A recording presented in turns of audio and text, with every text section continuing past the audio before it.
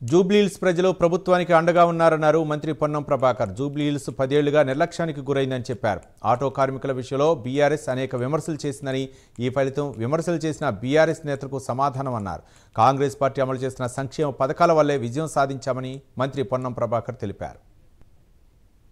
జూబ్లీహిల్స్ ఉప ఎన్నికల్లో కాంగ్రెస్ పార్టీ గెలిచింది.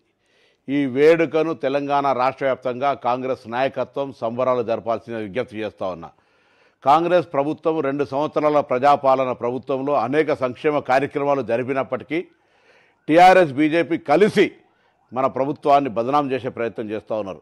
ఇవాళ గ్రామీణ ప్రాంతాల్లో రైతాంగానికి అండగా, మిగతా పేద ప్రజలకు ఉచిత బస్సు, 200 యూనిట్ల కరెంటు, రేషన్ కార్డులు, సన్న బియ్యం, వడ్డీ లేని రుణాలు, ఉద్యోగాలు, బోనసు, భరోసా, రుణమాఫీ ఇన్ని కార్యక్రమాలు జరుపుతున్నప్పటికీ కూడా మనను బదనాం చేసే ప్రయత్నాన్ని ఎదుర్కోవడానికి ప్రతి గ్రామ కాంగ్రెస్ కార్యకర్త ఈ జూబ్లీహిల్స్ గెలుపును తమ గెలుపుగా భావించి ప్రతి గ్రామాన వేడుక నిర్వహించాలని కాంగ్రెస్ పార్టీ పక్షాన్ని విజ్ఞప్తి చేస్తా ఉన్నాను.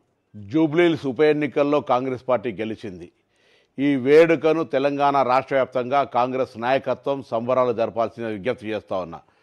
కాంగ్రెస్ ప్రభుత్వం 2 సంవత్సరాల ప్రజాపాలన ప్రభుత్వంలో అనేక సంక్షేమ కార్యక్రమాలు జరిపినప్పటికీ టీఆర్ఎస్ బీజేపీ కలిసి మన ప్రభుత్వాన్ని బదనాం చేసే ప్రయత్నం చేస్తూ ఉన్నారు.